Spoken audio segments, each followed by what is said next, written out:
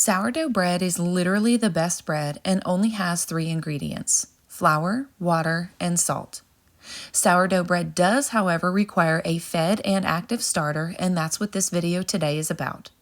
To make a starter from scratch, you just mix equal parts water and flour in a jar, cover it loosely, and let it sit at room temp.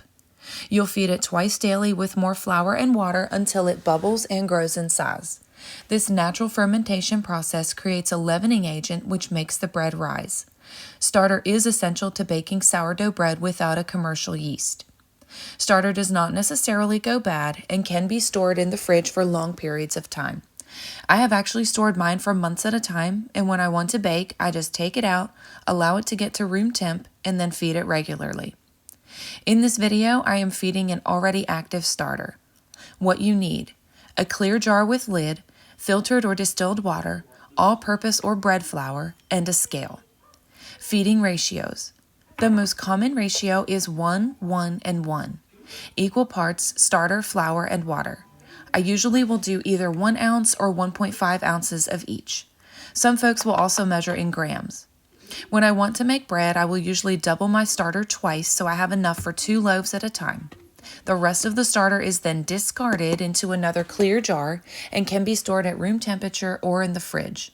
Don't throw away your discard. You can use it to make all sorts of things. If you bake often, or if you just like to use the discard like I do, then you'll want to feed twice a day and keep the starter at room temp. I often make sourdough discard cookies or pizza dough, so I'm constantly feeding starter for the discard. I also will make bread and store extra loaves in the freezer. If you don't bake often, then your discard and your fed starter can be stored in the refrigerator, and you just take it out a couple of days before you want to bake to ensure it's fed and active. Steps to feed the starter. Step 1. Measure the starter into a bowl. Here in this video, I'm using 1 ounce. Step 2. Discard the rest into your discard container. Step 3.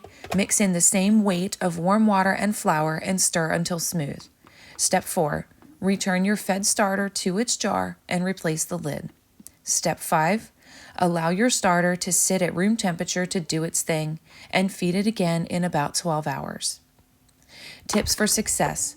Temperature matters. I have found that 70 degrees is best for optimal activity. Monitoring activity means looking for bubbles and a rise in volume to know your starter is healthy. The volume should nearly double. Sometimes I will even put mine in a sunny spot or near our wood stove when temps are cooler. How often do you bake sourdough? Tell me about it in the comments. Come back for some bread making and discard recipes as well. Thanks for watching Kings on the Hill. Don't forget to like and subscribe.